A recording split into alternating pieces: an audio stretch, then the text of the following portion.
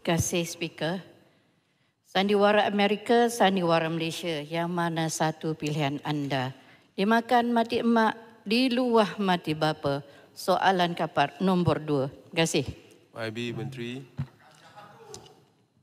Terima kasih kepada Tuan Yang di-Pertua.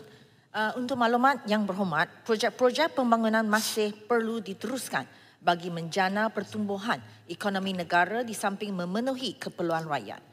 Melalui Akta Kewangan Awam dan Tanggungjawab Fiskal 2023 atau Akta 850, kerajaan mengamalkan perbelanjaan secara berhemat dan berdisiplin, mengambil kira ketetapan akta ini untuk mencapai sasaran defisit fiskal tidak melebihi 3% kepada keluaran dalam negeri kasar KDNK, paras hutang kepada KDNK tidak melebihi 60%, jaminan kerajaan kepada KDNK tidak melebihi 25%, dan perbelanjaan pembangunan tahunan sekurang-kurangnya 3% daripada KDNK.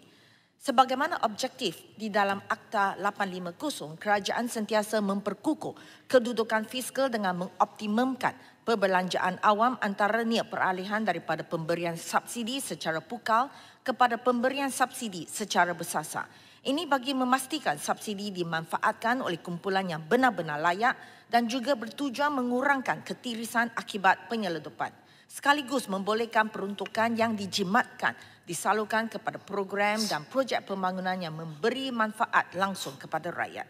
Kerajaan telah melaksanakan penyasaran semula subsidi seperti penyasaran subsidi elektrik, penyasaran subsidi diesel dan penyasaran subsidi RON 95. Melalui penyasaran subsidi elektrik dan penstrukturan tarif elektrik, 85% rakyat masih kekal menikmati subsidi elektrik yang melibatkan pengguna elektrik kurang 600 kilowatt sejam dan ada yang 600 kilowatt jam dan ada yang menikmati penurunan bil.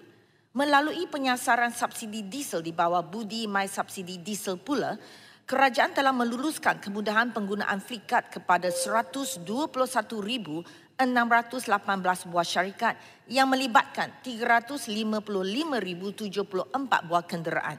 Ini masih membolehkan kenderaan tersebut mendapatkan bekalan diesel pada harga subsidi iaitu RM2.15 seliter. Langkah ini dapat memastikan kos operasi sektor logistik tidak meningkat secara mendadak dan barangan keperluan kekal pada harga berpatutan. Dalam menyasarkan subsidi kepada golongan petani dan pekebun kecil serta pemilik kenderaan diesel persendirian dan kenderaan pengangkutan darat yang layak, kerajaan menyediakan bantuan tunai sebanyak RM200 sebulan atau RM2,400 setahun. Seramai 140,000 orang penerima yang mempunyai kenderaan diesel persendirian aktif berdaftar di JPJ dan pendapatan tahunan individu dan pasangan tidak melebihi RM100,000 telah menerima manfaat ini di bawah budi individu. Manakala seramai 180,000 orang golongan petani kecil dan pekebun kecil berdaftar yang menjana nilai jualan hasil pertanian tahunan dari RM50,000 hingga RM300,000 turut menerima manfaat yang sama di bawah budi agri-commodity. Selain itu, bagi memastikan subsidi RON 95 diberikan secara bersasar, kerajaan telah melaksanakan inisiatif Budi Madani RON 95 atau Budi 95 kepada seluruh rakyat Malaysia mulai 30 September 2025. Warga negara Malaysia berumur 16 tahun ke atas yang memiliki mykat dan lesen memandu yang sah dapat menikmati petrol RON 95 pada harga bersubsidi RM1.99 seliter berbanding dengan RM2.60 seliter tanpa subsidi. Kerajaan juga telah memperluas kelayakan Budi 95 kepada lebih 17,900 nelayan berdaftar dengan Lembaga Kemajuan Ikan Malaysia dan lebih 4,300 pemilik bot persendirian berdaftar dengan Jabatan Pelabuhan dan Dermaga Sabah dan 1,400 pengguna bot persendirian berdaftar di negeri Sarawak, menjadikan mereka sebahagian daripada lebih 16 juta rakyat yang kini memanfaatkan harga subsidi RON 95. Kesimpulannya, Kerajaan Madani kekal komited memberikan program subsidi bersasar berjalan dengan lancar, telus dan memberi manfaat secara langsung kepada rakyat. Sekian, terima kasih. Kapa. Terima kasih Speaker, terima kasih Menteri.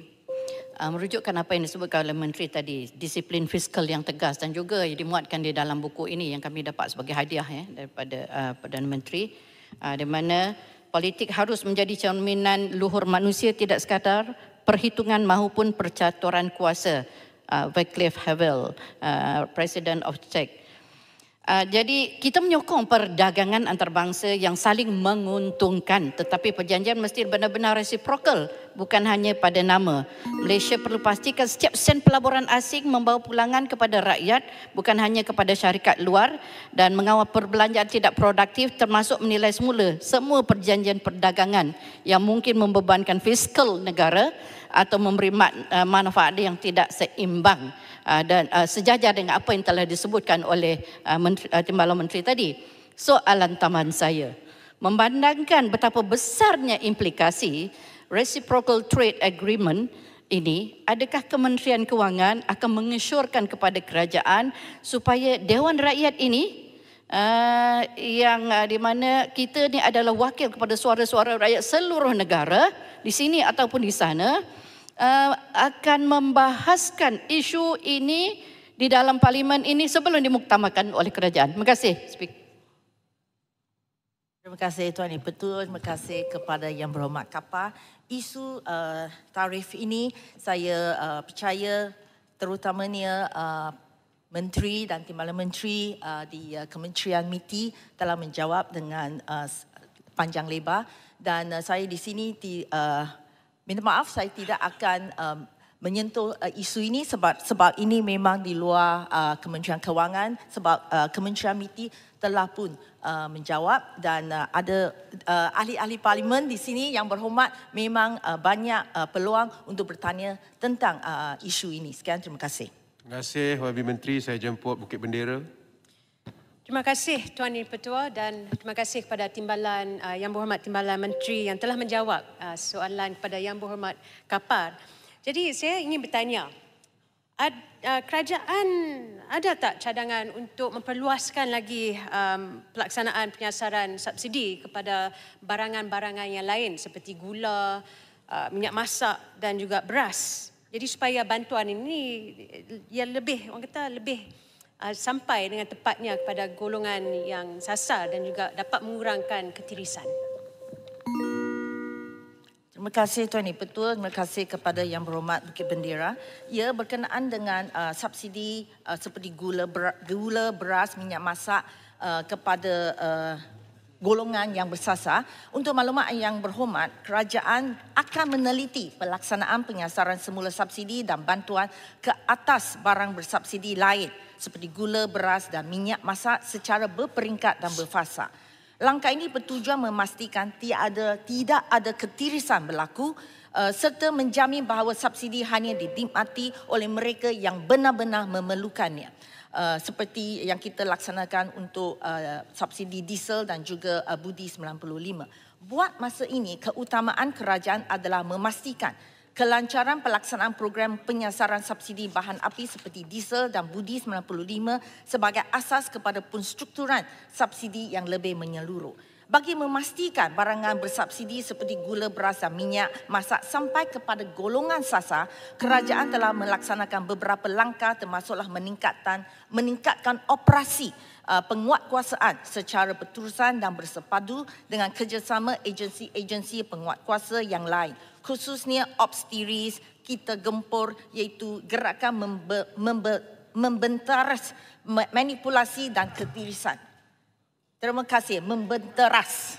Seterusnya, kerajaan juga akan memastikan ketersediaan bekalan barangan bersubsidi seperti gula, beras dan minyak masak di setiap siri program jualan ramah madani. Bagi tahun 2025, untuk maklumat Yang Berhormat dan Tuan Yang Dipertua, sasaran telah diperluaskan daripada sekurang-kurangnya 2 kali sebulan bagi setiap kawasan parlimen telah diperluaskan kepada 2 kali sekurang-kurangnya 2 kali sebulan bagi setiap Dewan Undangan Negeri, iaitu lebih kurang 600 Dewan Undangan Negeri. Oleh itu, barangan bersubsidi ini boleh didapati dengan harga yang lebih mudah dan dia sekiranya mereka tidak dapat didapati di kedai-kedai runcit. Sekian, terima kasih. Terima kasih Habib Menteri. Seterusnya